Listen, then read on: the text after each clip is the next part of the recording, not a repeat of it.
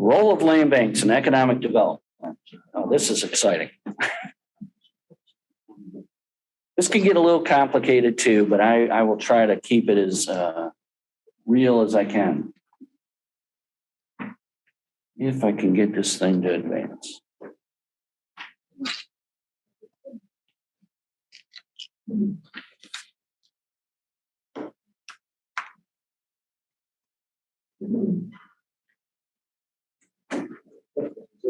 Sit here, huh? It's not working.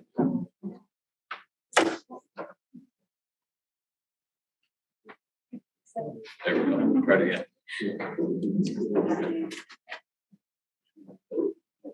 Now try it. There we go. Hey, you're in business. Thank you. All right, Land Bank Fast Track Act. That too rolls off the tongue. Public Act 258 in 2003. I bring this up, you can read it yourself, but to point out that a land bank fast track authority by statute is designed, in part at least, to promote economic growth in this state. It says that a couple different times. We have land banks in both Cass and Van Buren County. And the kind of the genesis of land banking was to deal with tax foreclosed property. And really, the genesis of it was that you would have these properties, you put them out in the public auction, right? Some remote buyer would acquire it because they thought they got a deal. And then they didn't do anything with it, right? And if this is a skunk, and they'd stop paying their taxes and you'd get it back. And you just cycle, rinse and repeat. And the land bank authorities were created to intercept that cycle, take control of the property, take it out of that flow, put it into a land bank authority as the owner, and that allowed you to take control of the future of that property, to dictate what should be the development or how we're going to develop it, or use and create incentives that could help somebody else deal with this property. Generally, most land banks, got their feet wet dealing with residential lots, single family housing. But we are absolutely seeing our land bank authorities move on and on to a broader type of portfolio of properties. Now, we're not going to talk about land banking as land banks. We're going to talk about land banking as economic development. So really how this works is we're combining the powers of a land bank with the powers of a brownfield redevelopment authority, and we create some synergy that's really going to be pretty neat. So Act 381, that's that brownfield stuff we talked about. Remember, I said, hey, you got to be an eligible property, so you can be contaminated, you can be blighted, you can be functionally obsolete. One of the other categories of eligible properties are all the properties that are owned by a land bank authority. They are automatically eligible property.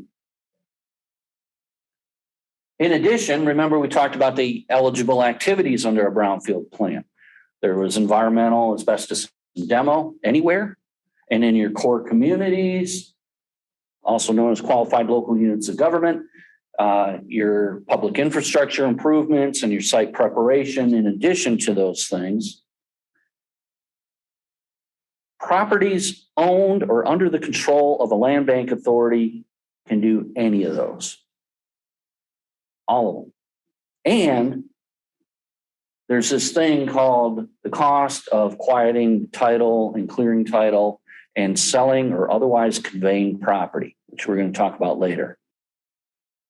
So here's the lesson. All land bank properties are brownfields. All land bank properties are eligible for all the brownfield incentives.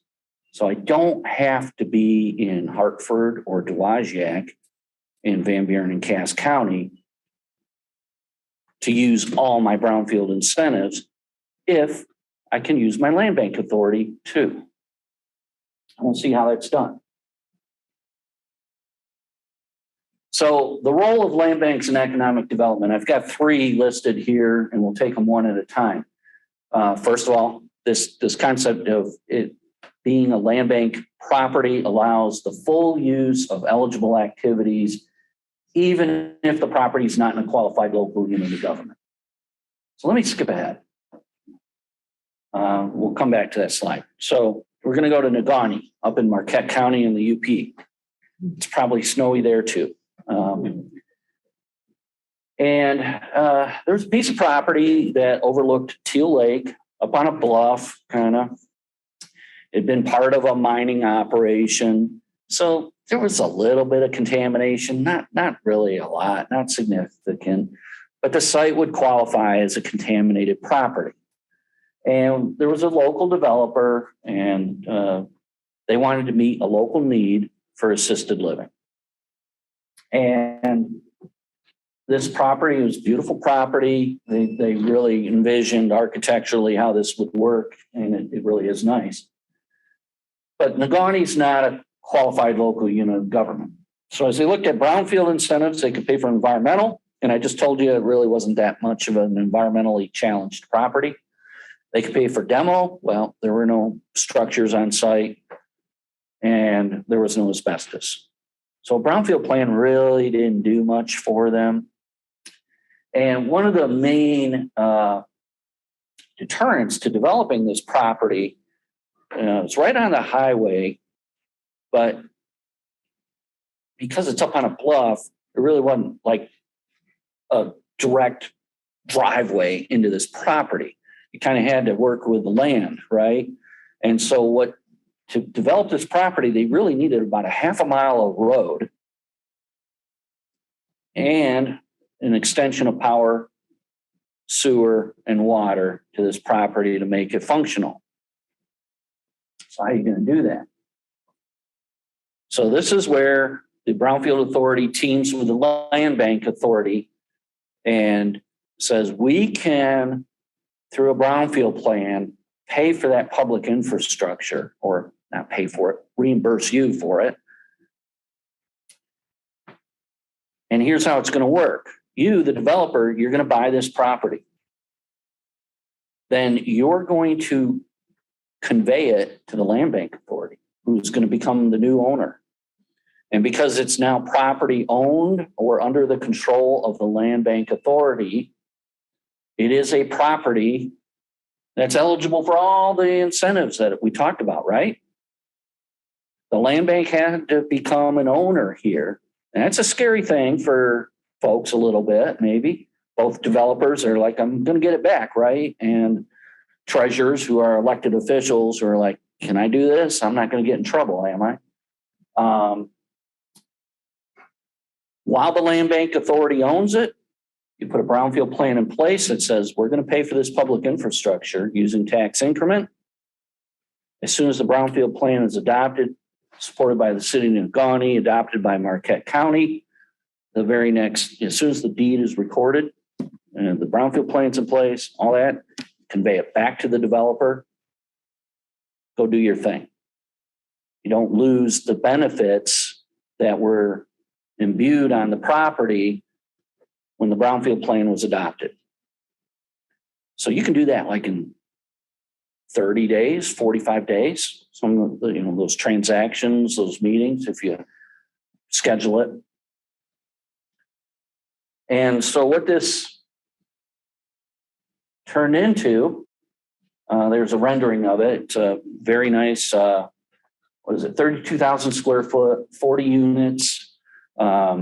If you sit out on the porch up here, you're overlooking the lake. It's a beautiful little facility. Whoops. Sorry. And before it was just, clumps of rock and mining spoils. So what this arrangement allowed the community to do, I don't know why this wants to advance, provided about $1.5 million in tax increment revenues that would reimburse the developer, and in this case also the city of Negaunee, to extend that public infrastructure and make it happen. Oops, I'm going forward and I'm supposed to be going back. Don't pay attention to the man behind the screen. You don't know what he's doing. Does that make sense, what we're doing? So we're bringing a property into a land bank just to create additional eligible activities. We're not trying to do anything else. So one of the considerations that we have to think about here, municipal owned property, land bank owned property, it's municipal, is tax exempt, right? We're not trying to make this property tax exempt for a developer. That's not the game. Nor are we trying to artificially lower the taxable value of it to zero. So when we put a brownfield plan in place, the increment goes through the roof. We're not trying to inflate the increment. We're just trying to bring the full realm of eligible activities to become available to this development. And it's an important consideration. The other thing is, not so sure the state of Michigan is entirely supportive of this, at least Michigan Economic Development Corporation. We're kind of not sure we like this. The reason for that is not because we're doing something that's against the law. The reason for that is Michigan Economic Development Corporation's focus is on core communities, our core cities. This allows development to occur in more rural areas that aren't imbued with these all full range of benefits, right? And so MEDC is kind of like, well, that's not our thing. The loss is on them, I think, a little bit because these are valuable developments, and you're the ones that decide whether you're doing this or not the state. You're the ones that decide that we're behind this. We want this to happen. Timing and cost is critical. I said kind of jokingly, you could pull some of this stuff together in 30, 45 days. Yeah, after you spend 6 months, with lawyers creating buy-sell agreements and development agreements and getting everything prepped with all the engineers and such. So timing and cost for putting these things together, it is a little bit of an effort.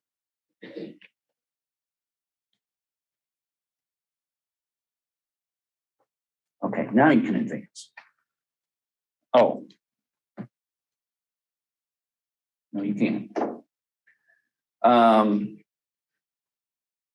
So one of the ways a land bank authority funds its work is through something called the eligible tax reverted property specific tax.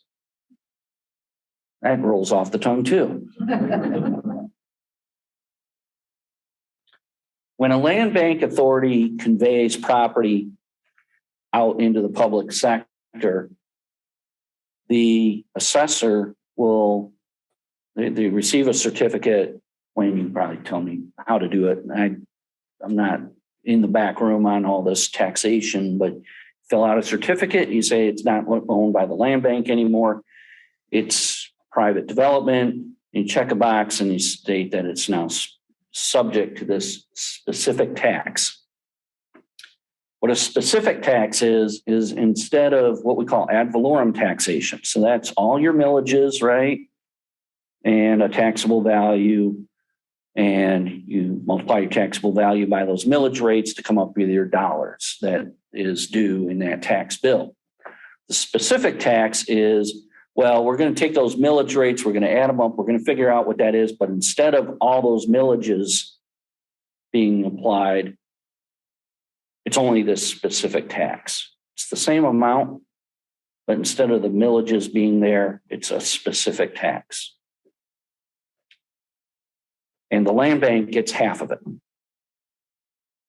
So if after development, this thing's going to pay, pick a number, 40 grand of taxes a year, there is going to be a specific tax, and the amount of the specific tax per year is going to be 40 grand.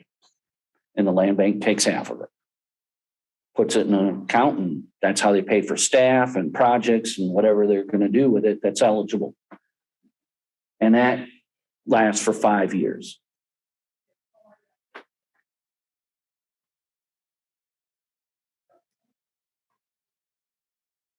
So just want to kind of reinforce that one of the things when you're doing brownfield redevelopment, you're like, well, I want to see that tax value go up so I can capture that increment. One of the things that you have to factor in here with land bank property is that for a 5-year period, some part of that tax increment is going off to the land bank. And so it's a little bit of a slower ramp up a little bit.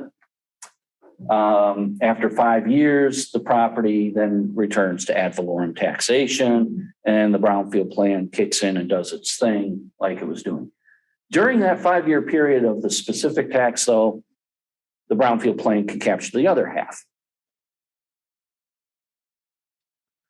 One other thing to kind of keep in mind that we've encountered is apparently you can't have more than one specific tax on a property at any one time. And this becomes a little bit of a problem when you're trying to layer things. So if you're doing a manufacturing site and you're trying to bring the land bank in and do this thing, but then you also want to give them an industrial facilities tax exemption, that too is a specific tax. And that layering ain't going to happen because only one specific tax at a time.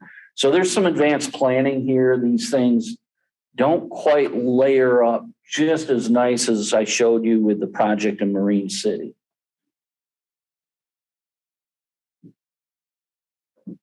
All right. The second thing that a land bank authority can do is repairs to property not supported by the marketplace. So let's go back to land banks and these single family homes. That's where they got their feet wet. So land bank authority wants to see this structure sold on the market. Maybe it's right adjacent to downtown, or it's on a corner or something it's an eyesore to the community. And it's run down, it's not up to code. Garage door fell off years ago, front porch is sagged. The windows are busted out. It's not up to code even, right? You as a land bank authority, you couldn't sell that thing, right? But what if we said, hey, go fix it up, put windows in it, fix up the porch, put a new garage door in there. And because it's a land bank property, it's a brownfield, we'll do a brownfield plan on this thing. It's zero now because you own it as the land bank. You're going to convey it to somebody as a starter home, maybe, or affordable or attainable housing, maybe. They're going to pay taxes on it. Maybe not a lot, maybe a couple grand a year. But you get that couple grand back as the land bank for your cost to put in the windows, the garage door, fix up the porch. So it's a way of financing your work to improve property, put it on the market in a fashion that it's truly marketable and safe and, quality is what it should be for people, right? Now you got to come up with the $2,000 or, shoot. This morning it was 10 grand. Now it's 12 grand here at noon. You got to come up with that money somehow. So maybe there's a housing development authority. Maybe there's a grant from the county or something like that. Grants from or temporary loan from your delinquent tax fund or something like that can provide that cash up front to do those repairs. And then because you're a local unit government, maybe you're patient for your return on that money through a brownfield plan. So this is a way of kind of lifting up some of these really rundown properties. Land banks are starting to look at this as, well, could we do this on something other than single family residential? Could we do this on an old rundown industrial site? Because one of the things you might have noticed is one of the brownfield incentives that does not exist is new construction. None of these incentives are there to pay for construction costs. But this kind of is a backdoor way of maybe supporting that. And I would argue limited to, making it a sellable conveyable property, bringing it up to code. But it's something that I think is advancing down the road here a little bit. I stole this slide from the State Land Bank Authority, and you can follow it in your handout if you want to do the loop-de-loops. But basically the idea that, deferred maintenance causes the property tax values to go down. You come in, you do the improvements, taxable value goes up, reimburse yourself for those costs, and then rinse and repeat on a new property. The third thing that land banks can do is, I guess for ease, I'm just calling it gap financing. This has been floating around for about 5 years now, generally led by the State Land Bank Authority, with the idea that sometimes what it costs to build a property is more than what you can sell it for. And boy, did that become more and more true over the last year and a half. And particularly if you look at housing, which is obviously kind of a crisis for all of us to have what we call attainable housing. So nurses, teachers, municipal workers, just salt of the earth folks that are making a moderate income. They wouldn't be poor, but they can only borrow so much. They only have so much borrowing capacity. And so that 80 to 120% of your area median income folks, there's not housing, adequate stock of it out there for these folks to buy. There's just not enough there. And construction costs are outpacing what you can sell that for or rent it for.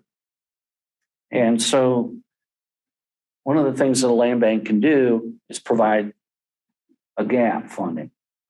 So if your cost of construction is $140,000, but those folks in that income range are only really able to borrow $120,000, there's a $20,000 gap.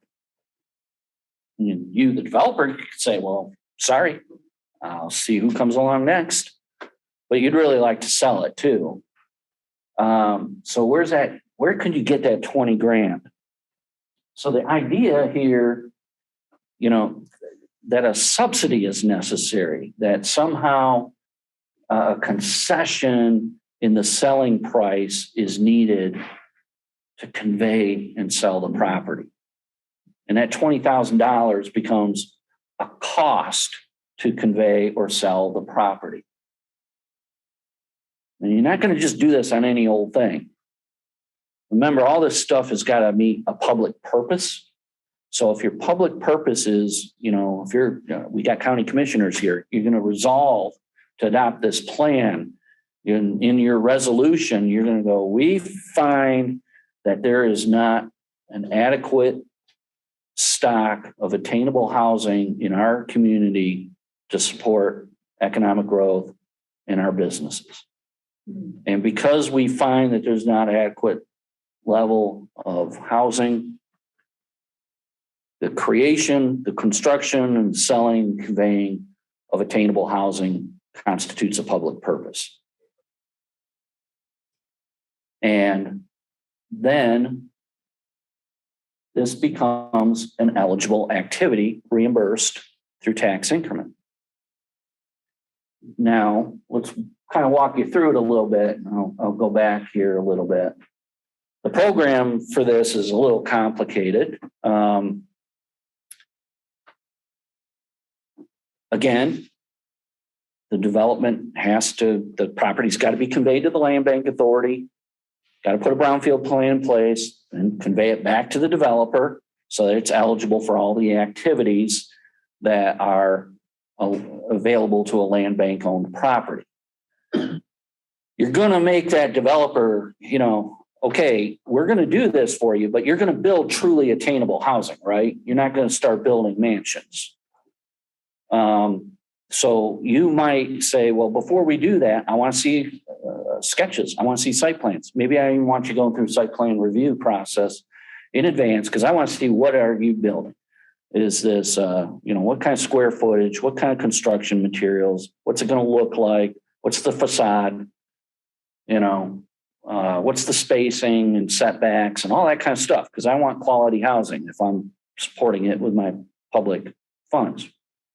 I want you to advertise that this is attainable housing to the marketplace so that people know that if they think they can't afford it, that maybe there's a program to help them with that. So maybe you have them, discounts available for qualified buyers, in really small print on the sign or something, but do something like that. You're going to work with qualified lenders to qualify those buyers as in that 80 to 120% of AMI and look at their maximum mortgage capabilities. And if there's, there's a demonstration through kind of a collective effort that let's say a young family wants to buy this housing. They can only afford $120,000. I know you're selling it at 140. We know it's worth 140 because we had our local assessor come through and value it. And they gave it a true cash value of 140,000. But there's that $20,000 that this family doesn't have to buy that structure. And we're going to give that developer that $20,000 somehow. How are you going to do that $20,000 payout? It's kind of up to you. Now, maybe you have a really nice altruistic developer that's really community driven and it's going to say, oh, I'll wait 7 years for that 20 grand. You might have one of those. You might. Maybe, I know. More often than not, you're going to have to come up with that 20 grand somehow that's available to the developer at the payout. Maybe, the things that are thrown out there is LISC and housing development authorities. Again, if you can start small and start building up your local Brownfield revolving fund, maybe short-term loans from those kinds of funds. It's a little bit of a conundrum. Who's going to be that second lender, so to speak, and wait for their 20 grand? But there are things that are available out there, including the State Land Bank is stepping up with a program that provides resources to that. They haven't made it super easy to just go get 20 grand, but it's an available resource as well. So that gap financing is something that a lot of communities are looking at statewide, really focusing in on attainable housing. That's what's in the bullseye right now. I have been playing around with this on a rental property as an option. It's not as clean, but there's something to it. The other thing that you can think about is if you're a local unit of government that owns property, typically local units of government want to convey their property at market rates, right? To kind of show that there's no favoritism. There's no behind the scenes shenanigans. But what if you, instead of conveying the property for $200,000, you conveyed it for $180,000? Well, what you could do then is say, well, that was the cost of conveying and selling the property. And I'll take my $180,000 as the local unit of government over the next 15 years. You could do that. If that's what it takes to entice somebody to jump in on, a contaminated or blighted or functionally obsolete property. So your cost concession could be something that you get paid back over time as well. So there's a lot of ways to kind of matriculate through these incentives and pull something together for a developer. This is just another way of looking at that gap. So those are the three things. I had another set of slides that I decided not to show, but again, as a land bank authority, you two are an eligible grantee. So I've had properties where the Land Bank Authority took a property, took ownership of it because they're now a grantee. They could go out, get an Eagle grant, pull tanks, do environmental cleanup, do demolitions, and then prep a site, make it shovel ready, put it back on the marketplace. So there's all of that available to land banks too. So I think my message, get creative. Got to be a little bit bold. Takes a team, lots of folks in the room. Want to involve as many people as we can, make sure everybody's on board with the things that we're doing. But it is a very creative environment in which we can pull together programs that help flip these properties. And remember, what we're charging after here is a property that's valuable to you, that's producing something to the community, something you're proud of, something that employs people or houses people. It's a quality build. This is how you kind of take control of those things and help your community move forward in a positive direction. That's all I have. Thank you so much for listening to me for an hour and a half.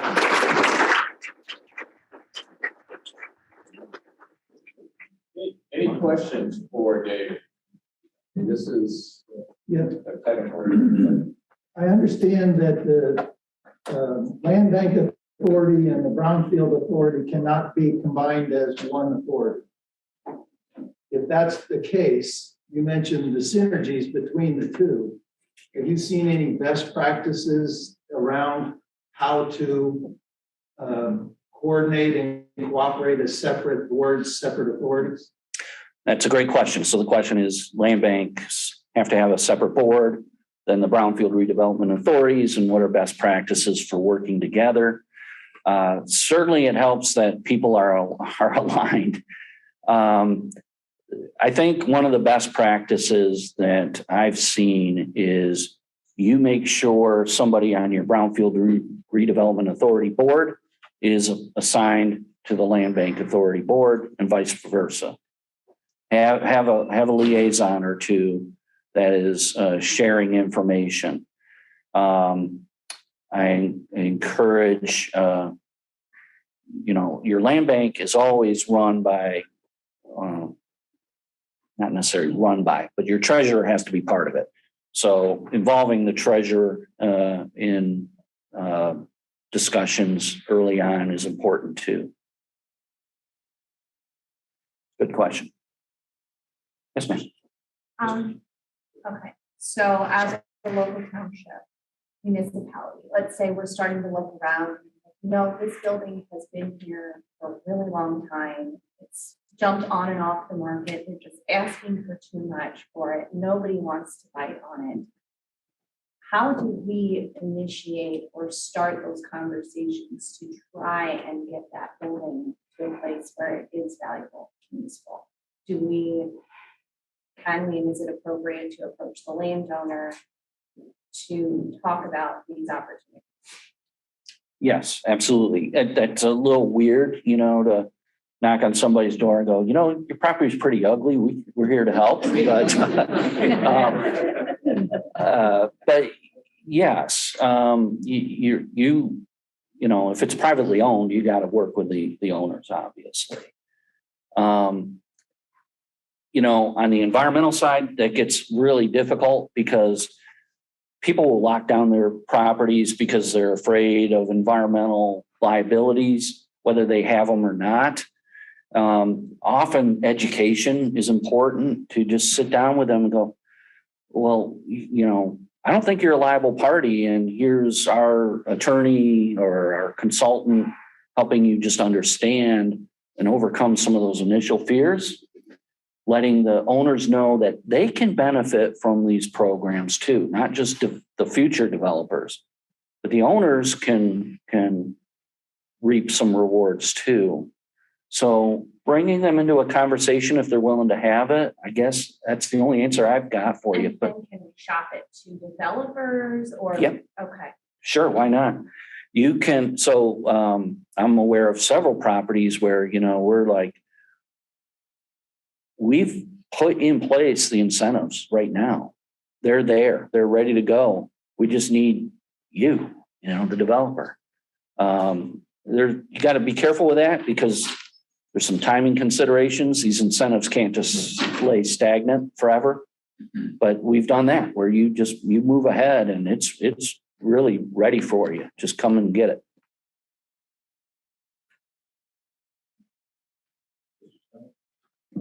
On this gap funding, so we gap a young couple to buy this house, what's to prevent them from 3 years down the road pitching this house for $180,000 and taking it out of the economic level we're trying to create? Yeah, good question. I don't think there's an answer to that. I mean, we don't know what the taxable value is going to be in 3-5 years in your community, right? I mean, it's a guess, and telling somebody they can't profit from it, maybe you can write in a purchase agreement a clawback provision or something like that for that 20 grand.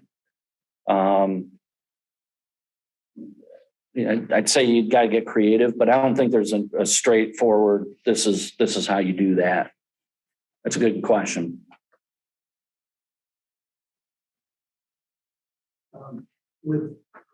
I would call the definition of brownfield fairly broad and generous. With that in mind, how do you go about inventorying your brownfield sites in a county or a village or a city? Great question. And there's a variety of ways to do it. From an environmental perspective, certainly there's environmental databases that you can access and list off a bunch of properties that have known or suspected or previous contamination.